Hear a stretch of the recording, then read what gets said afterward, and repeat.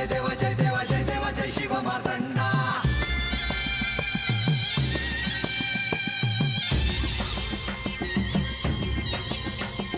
जय देव जय देव जय देव जय देव जय देव जय शिव मार्तंडा।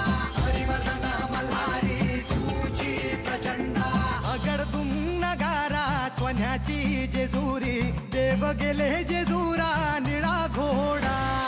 अगडदुम नगारा सोन्याची जेजुरी, देव गेले जेजुरा निळा घोडा। पावने तोडा कमरी कर पटा, बिगिर मस्तकी तुरा। खोबऱ्याचा कुटका भंडाऱ्याचा भडका, बोल अहंकारा सदानंदाचा येळकोट, सदानंदाचा येळकोट। जय देव जय देव जय देव जय देव जय देव जय शिव मार्तंडा। जय देव जय देव जय देव जय देव जय देव जय शिव मार्तंडा। हरिवर्धन मल्हारी तुझी प्रचंडा। जय देव जय देव जय देव जय देव जय देव जय शिव मार्तंडा। हरिवर्धन मल्हारी तुझी प्रचंडा।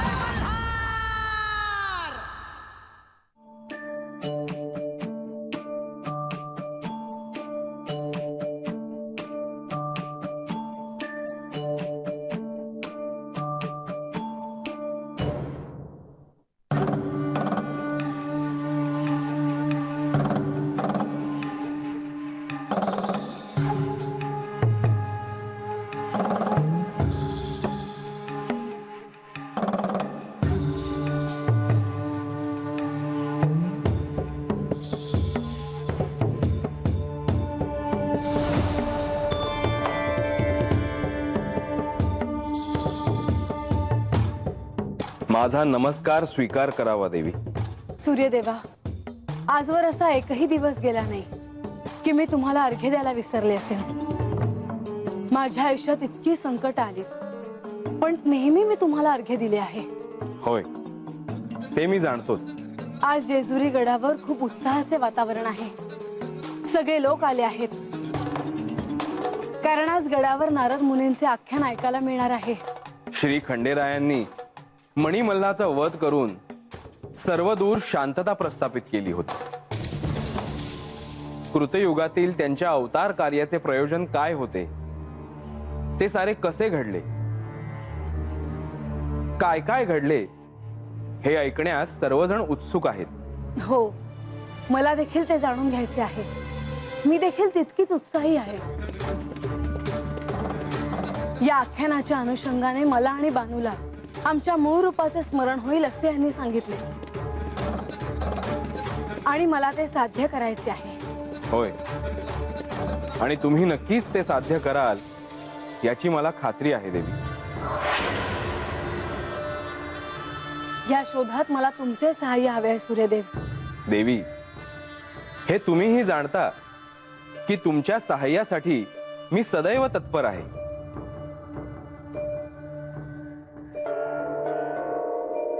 सूर्यदेव, माझ्या मूळ रूपाविषयी तुम्हाला काही माहिती आहे का? आणि आख्यानातून मला आणि बानूला आमच्या मूळ रूपाचे स्मरण कसे होईल याबद्दल तुम्हाला काही ठाऊक आहे? तुमचे मौन मला सारे काही सांगून गेले आहे। तुम्हाला जरी हे ठाऊक असले तरी तुम्ही मला ते सांगू इच्छित नाही। देवी, मी आपल्या आज्ञेबाहेर नाही। श्री खंडेरायांनी तुम्हाला असे का सांगितले, यामागे नक्कीच काहीतरी हेतू असणार, हे मात्र निश्चित। परंतु महादेवांच्या या शिवलीलेत मी हस्तक्षेप करू शकत नाही, त्यामुळे स्पष्टपणे मी तुम्हाला काही सांगूही शकत नाही। त्याबद्दल मला क्षमा करावी देवी। तुम्ही क्षमा मागू नका। तुम्ही धर्म संकटात याल असे मी तुम्हाला काहीही विचारणार नाही। परम नियतीच्या मनात जे असेल तेच होईल। आख्यानातून मी आणि बानू यापैकी जिला आपल्या मूळ रूपाचे प्रथम स्मरण होईल, तिला यांच्या सोबत यांच्या मूळ स्थानी जायला मिळेल, आणि यांच्या सोबत केवळ मी आणि मीच जाईन यावर माझा विश्वास आहे।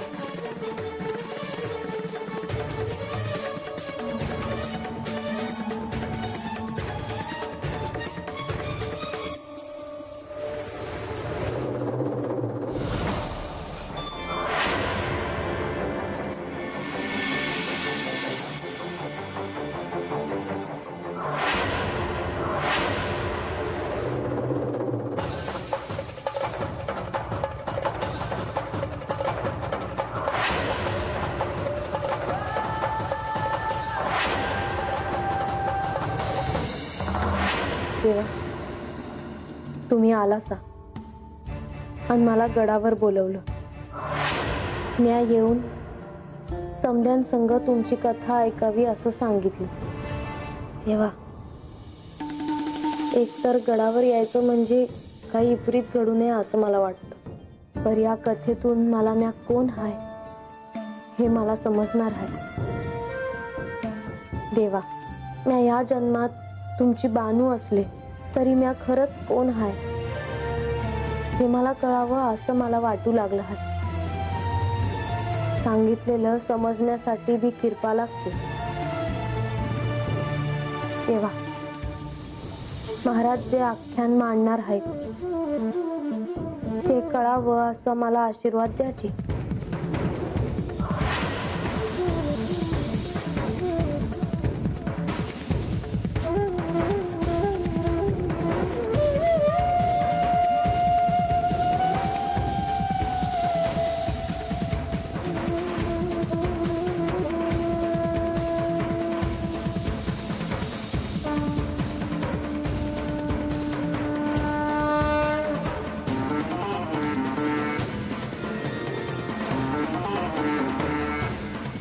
गवादरनं देवघरातच बसली आहेस.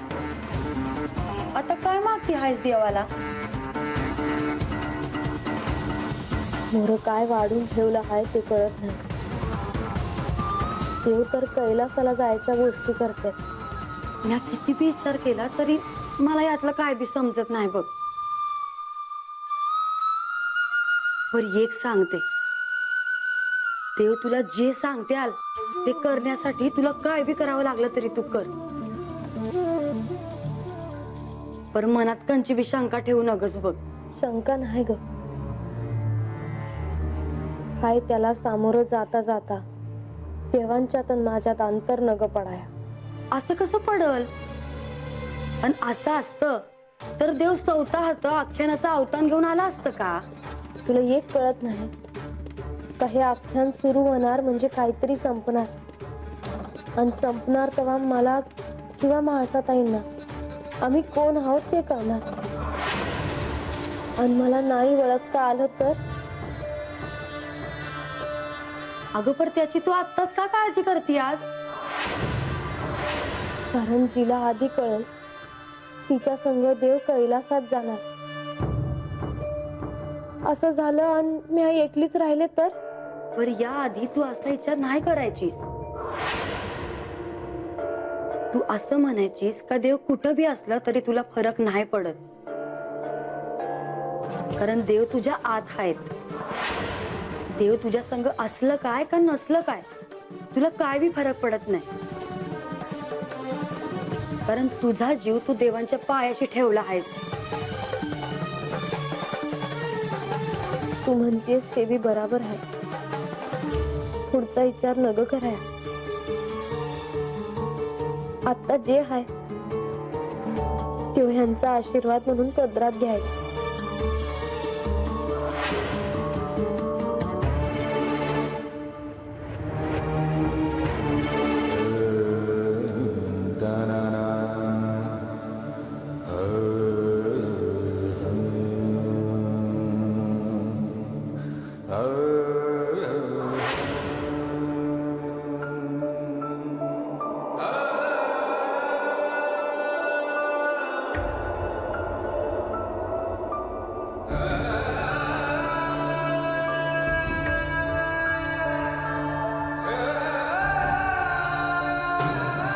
मल्हारी चरित्राचा एक नवा अध्याय, नव पर्व सुरू होणार आहे. आणि त्यानंतर हा अवतार सोडून मी माझ्या प्रिय अशा कैलासात पुन्हा जाणार.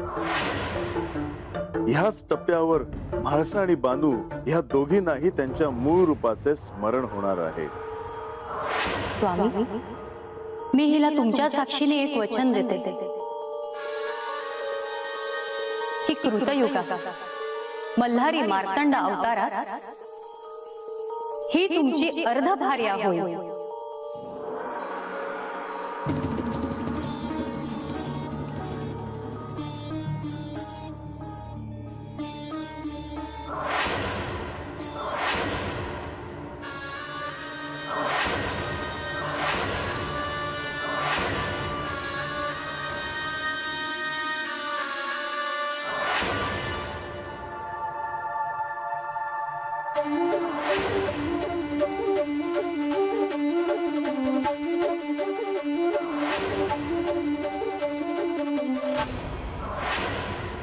नारद मुनी जे आख्यान सांगणार आहे त्यात अनेकदा असे प्रसंग येतील की जेव्हा म्हाळसाला कदाचित सारं काही आठवल्याची जाणीव होईल. जसे ते म्हाळसाला वाटेल तसेच ते बानूला देखील वाटणार आहे. हे आख्यान म्हणजे त्या दोघींसाठीही एक साधना आहे. मनुष्याला कोहम अर्थात मी कोण आहे याचा प्रत्यय येणे एवढे सोपे नव्हे. आज बानू ह्या गडावर येणार. आज पहिल्यांदा बानू, म्हाळसा आणि मी एकत्र मल्हारी चरित्र श्रवण करणार. म्हाळसा आणि बानू ह्या दोघीही आपापल्या परीने माझ्या बरोबर मूळ स्थानी जाण्यासाठी प्रयत्न करतील. हे आख्यान ऐकत असताना स्वतःला शोधता शोधता म्हाळसा बानूला आणि बानू म्हाळसेलाच शोधायचा प्रयत्न करेल. आणि त्या दोघी जितका अधिक प्रयत्न करतील तितकेच त्यांना त्यांच्या मूळ रूपाचे स्मरण लवकर होईल. आणि माझे हे अवतार कार्य संपून मी कैलासात जाईन.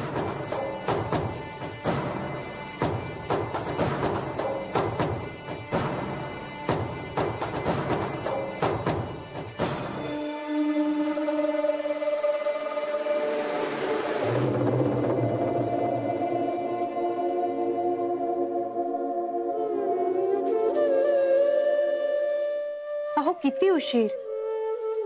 सर्वजण आपली प्रतीक्षा करत असतील. यात हसण्यासारखं काय आहे? आज माझ्या आधी तुम्ही राज्यसभेत जाण्यासाठी तयार झाला आहात आणि म्हणूनच मलाच उशीर झाला आहे असं म्हणताय नाही का? हो, राज्यसभेत आज कधी एकदा जाते असं झालं आहे मला. आजचा दिवस विशेष आहे. आज विवाहानंतर बानू पहिल्यांदाच राज्यसभेत येणार आहे. सर्वच जण बानूची वाट बघत आहेत. राज्यसभेत बाणा येणार यासाठी सगळे उत्सुक आहेतच. परंतु देवी, अजून राज्यसभा सुरू होण्यासाठी काही कालावधी उरला आहे. चालेल, आपण सर्वांच्या आधी तिथे पोहोचलो तरीही चालेल. परंतु आता आपण निघूया. कधी एकदा तिथे जाते असं झालं आहे मला. तुमच्या आज्ञेबाहेर का आहे मी? चला.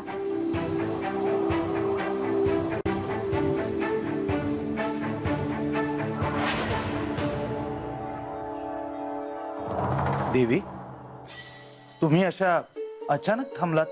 आज बानू राज्यसभेत येणार याची उत्सुकता जरी असली तरी एक गोष्ट माझ्या आत्ता लक्षात आली. ती कोणती? आज राज्यसभेत बानू कुठे बसणार हे अद्याप ठरलेलं नाही.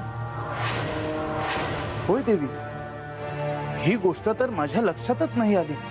आज बानू राज्यसभेत कुठे बसणार यावरून श्री खंडेराय आणि म्हाळसा देवी यांच्यामध्ये वाद होण्याची शक्यता आहे. ते मलाही दिसतंय. म्हणूनच मला तुम्हाला एक सांगायचं आहे. देवी, तुम्हाला जे काही सांगायचे आहे ते स्पष्ट सांगा. आज बानूच्या स्थानावरून राज्यसभेमध्ये वाद झाले तर तुम्ही त्यात पडू नये. देवी, अहो एक प्रधान म्हणून मी माझं कर्तव्य पार पाडायला नको का? हो, परंतु एक प्रधान म्हणून तुम्ही बानूला बसण्यास जे स्थान द्याल ते म्हाळसा देवी मान्य करतील? नाही करणार. आधीच बानू बद्दल त्यांच्या मनात राग आहे. त्यात त्यांच्या व्यक्तिगत आयुष्यात असं कोणी हस्तक्षेप करणं त्यांना आवडणार नाही. परंतु यावर काहीतरी मार्ग तर काढावाच लागेल. ते श्री खंडेरायांना ठरवू द्या. तुम्ही यात हस्तक्षेप करू नका. चला, निघूया आता. हो, चला. अरे गणोबा, या आधी कधी तू आख्यान ऐकलं होतं का? नाही बाबा. अरे आपल्या देवाची कथा ऐकायला मिळणार आहे म्हणून मला कधी असं झालंय की हे कधी आख्यान ऐकायला मिळतंय. आणि आख्यान ऐकायला कोण कोण गडावर येणार आहे ती हे तरी माहिती आहे का? बाबा नारद मुनी येणार आहेत आणि मोठमोठ्या लोकांनी अवतान बी धाडलेलं आहे. हा, अजून एक कळलं का तुला? ते सांगितल्याशिवाय कसं कळलं रे? अरे या सोहळ्यामध्ये बानुबाई चौथा गडावर येणार आहे ती. बानुबाई? अरे काय सांगतोस काय? हा, तुला कसं ठाव? अरे चाकरीला तर हाय नव म्या. देवानी चौथा बोलवलं हाय बानुबाईसनी. अहो दादा, बानुबाई येणार आहेत असं म्हणतास? वय वय, पर तुम्हाला कसं कळलं? अहो आता तुम्हीच बोलला म्हणून कळलं. आम्ही कधी भेटलो नाही बानूबाईसनी, पण तुम्ही सांगा की आमासनी कशा आहेत बानूबाई? कशा आहे ती म्हणजे चांगल्याच आहे ती.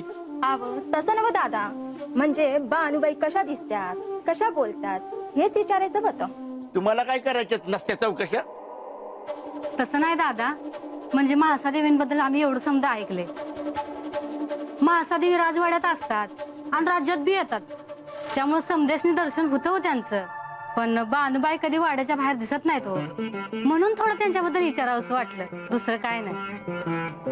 तुम्ही या बायकांचं मनावर घेऊ नका. आल्यापासून सारखं चाललंय, देवाची दुसरी बायको बी बघायला मिळेल, दुसरी बायको बी बघायला मिळेल. अरे इथं आख्यानाला आलायत का देवाची बायको बघायला आलायत? हा, अरे गणोबा जाऊ द्या, म्या सांगतो बानुबाई कशा आहेत त्या.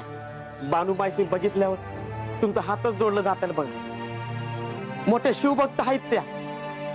देवाची पूजा केल्याशिवाय, निवद दाखवल्याशिवाय पाणी बी पित नाही. आणि कोणी मोर आलं ना मायनं बोलते. आणि बानूबाई दिसाय कशा आहेत? आता म्या तरी जेजुरी सोडून कधीच गेलो नाही, पण अख्ख्या जेजुरी मध्ये एवढी सुंदर बाई म्या तरी बघितली नाही. अरे काय बोलतोस काय? अरे कोणी ऐकलं तर चाकरी घालून बसशील. अरे अरे चला चला, हा. आम्हाला लय काम आहे. हा, चला चला चला चला चला.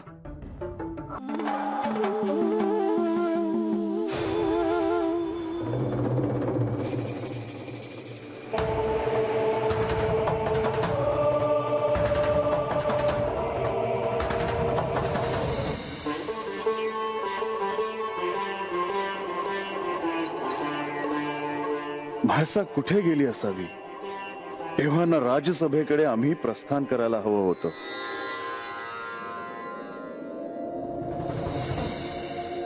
तुम्ही कधी आलात? मी आत्ताच आलो, तुझीच प्रतीक्षा करत होतो. राजसभेत आजपासून नारद मुनी आख्यान सांगणार आहेत.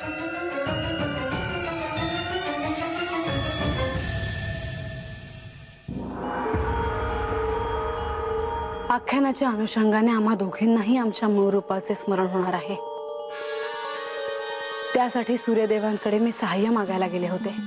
काय म्हणाले सूर्यदेव? काही नाही. निघूयात. मला तुमच्याशी अजून एका गोष्टीबद्दल बोलायचे आहे. कोणत्या? आज बानू प्रथमच गडावर येणार आहे. राजसभेत विवाहानंतर ती प्रथमच येणार आहे. याचे सर्वांनाच कुतूहल आहे आणि गडावर हीच चर्चा सुरू आहे. ते स्वाभाविकच आहे. पण म्हाळसा, तुला माझ्याशी कोणत्या गोष्टीबद्दल बोलायचे आहे? सांगते, पण त्याआधी मला माझ्या मूळ रूपाचे प्रथम स्मरण होईल आणि तुमच्यासोबत तुमच्या मूळ स्थानी मी येईन असा मला आशीर्वाद द्यावा.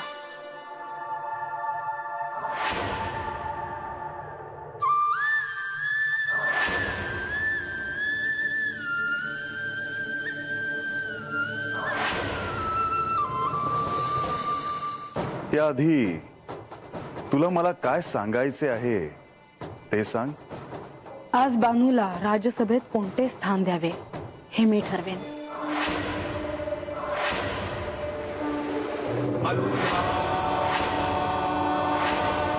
काय झाले? म्हाळसा, राजसभेत एखाद्या अतिथीला कोणते स्थान द्यायचे हे प्रधानजींना ठाऊक आहे. हे सारं तेच बघतात, तेव्हा ह्यामध्ये आपण लक्ष न दिलेलं बरं असं मला वाटतं. पण आज ते मी ठरवणार आहे. म्हाळसा, ह्या आख्यानाच्या अनुषंगाने तुला तुझ्या मूळ रूपाचे स्मरण व्हावे असा आशीर्वाद तू काही क्षणापूर्वी मागत होतीस. आणि आता राजसभेत बानूला कोणते स्थान द्यायचे हे ठरवण्याचा अधिकार तू मागते आहेस.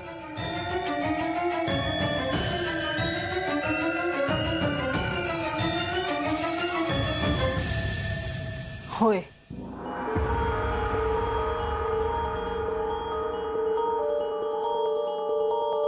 म्हाळसा, पण ह्या क्षणी ह्या दोन गोष्टींपैकी एकच गोष्ट मी तुला देऊ शकतो.